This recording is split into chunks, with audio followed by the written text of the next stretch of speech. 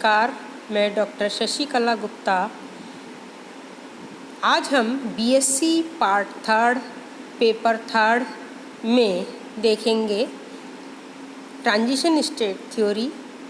कल हमने देखा था कॉलिजन थ्योरी, और कॉलिजन थ्योरी को हमने कैलकुलेट करके और इसकी डेरिवेशन भी हमने निकाली थी। आज हम देखेंगे पहले limitation of collision theory and modified collision theory.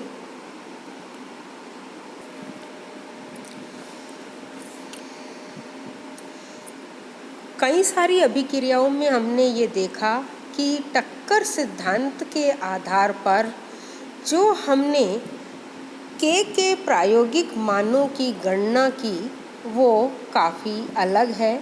इसका कारण ये है कि टक्कर सिद्धांत में हम ये मानते हैं कि जो भी अभिक्रियाएं कि जो भी अभिक्रियाएं होती हैं उन अभिक्रियाओं की संपूर्ण ऊर्जा संक्रियण ऊर्जा और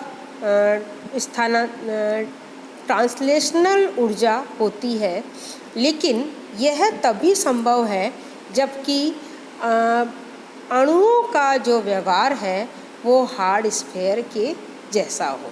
तो हाइड्रोजन है, आयोडीन है, इनके जैसे सिंपल मॉलिक्यूल तो ये व्यवहार कर जाते हैं, लेकिन कॉम्प्लेक्स मॉलिक्यूल यानी जो जटिल अणु होते हैं उनके ट्रांसलेशनल एनर्जी के साथ साथ उनमें वाइब्रेशनल और रोटेशनल एनर्जी भी होती है।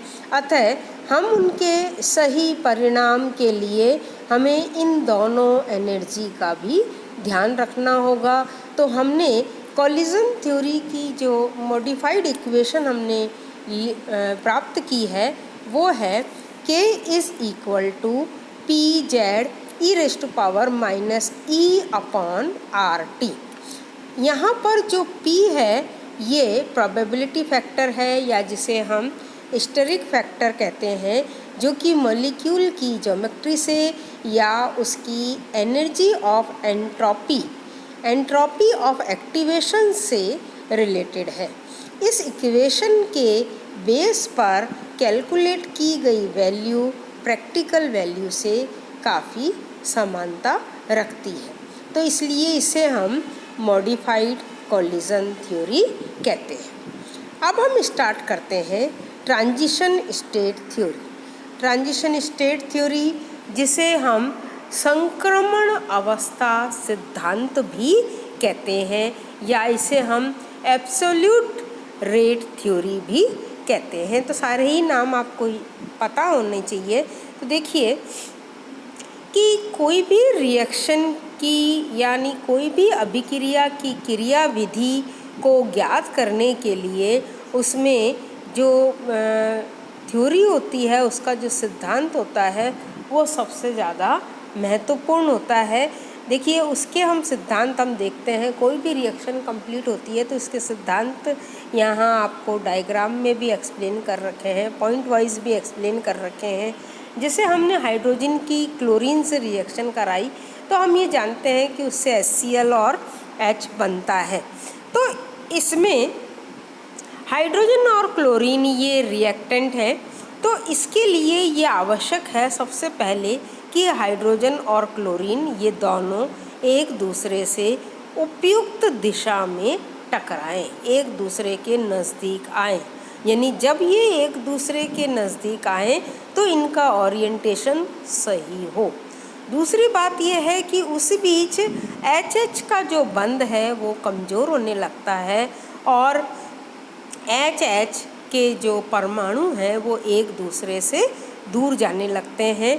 फिर उसकी जो बात आती है कि H और Cl के मध्य दूरी कम होने लगती है और उनके मध्य दुर्बल बंध बनने लगता है। यानी इस प्रकार हायर एनर्जी वाला एक एक्टिवेटेड कॉम्प्लेक्स बन जाता है, और फिर ये एक्टिवेटेड कॉम्प्लेक्स की एनर्जी हाई होती है, HS बंध टूट जाता है और HCl बंध बन जाता है। कि जो हमने ये अभी आपको पॉइंट्स में कहा है उसे आप यहाँ डायग्राम में देख सकते हैं। देखिए ये energy versus progress of energy हमने ये ग्राफ ड्रॉ किया है।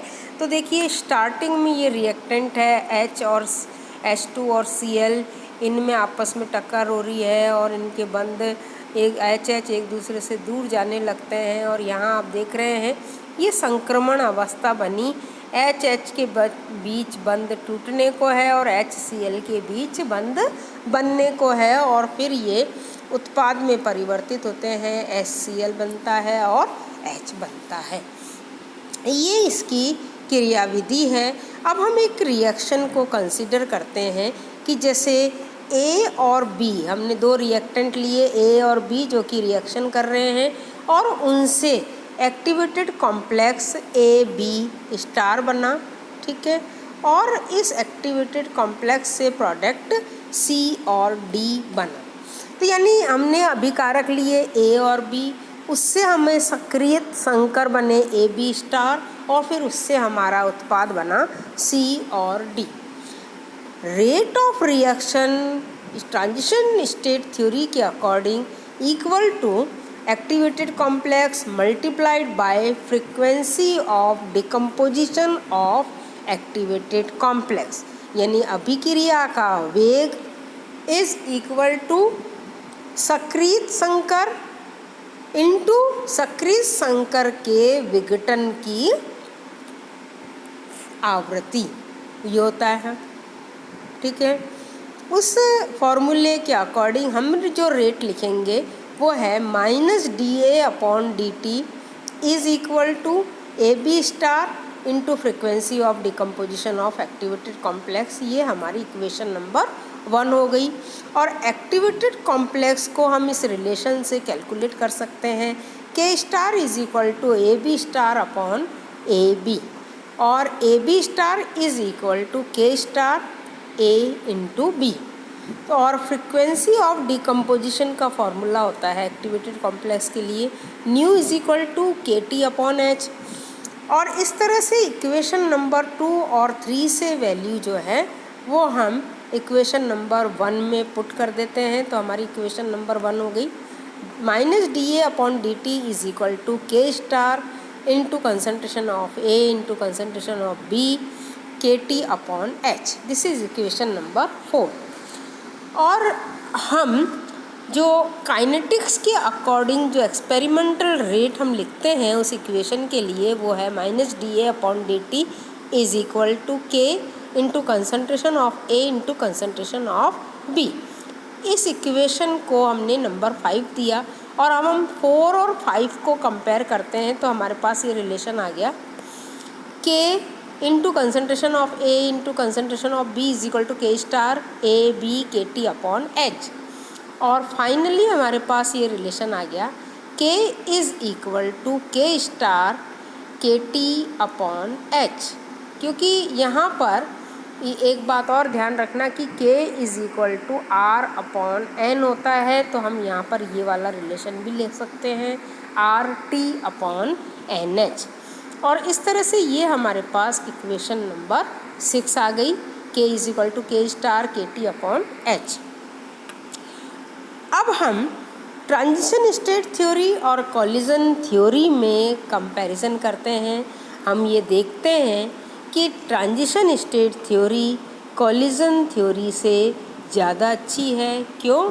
क्योंकि कॉलिजन थ्योरी लार्ज और कॉम्प्लेक्स मॉलिक्यूल के रिएक्शन की काइनेटिक स्टडी में ज़्यादा यूज़फुल नहीं है एक तो, और दूसरा कॉलिजन थ्योरी केवल गैसियस रिएक्शन में सही रिजल्ट देती है, लेकिन लिक्विड स्टेट में कॉलिजन थ्योरी से रिएक्शन की स्टडी अधिक यूज़फुल नहीं है।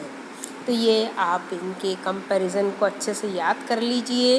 अब आपके सिलेबस में है expression for the rate constant based on equilibrium constant and thermodynamic aspect. ये आपके सिलेबस में है। तो अब हमने जो ऊपर इक्वेशन नंबर 6 में K को प्रैक्टिकल मेथड से हम डिटरमाइन नहीं कर सकते हैं, उसको प्रैक्टिकली डिटरमाइन करना संभव नहीं है, अतः इक्विलिब्रियम कांस्टेंट K को हम थर्मोडायनेमिक स्टेप्स के रूप में डिटरमाइन कर सकते हैं। तो थर्मोडायनेमिक्स में फ्री एनर्जी और इक्विलिब्रियम कांस्टेंट में ये रिलेशन होता है del G star is equal to minus RT log K star, जिसे हमने इक्वेशन नंबर 1 नाम दिया। फ्री एनर्जी, एंथैल्पी और एंट्रोपी में रिलेशन होता है del H star is equal to del G star is equal to del H star minus T del S star. ये equation number 2 है।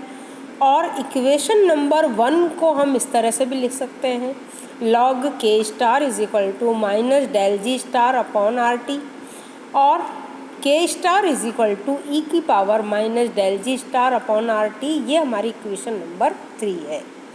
अब हम इक्वेशन नंबर 2 से del G स्टार की वैल्यू को हम इक्वेशन नंबर 3 में पुट करते हैं, तो ये इक्वेशन हो जाएगी K star is equal to e की power minus del H star minus T del S star divided by RT, और हम इसको इस तरह से लिख सकते हैं K star is equal to e की power minus del H star upon RT e की power del S star upon R।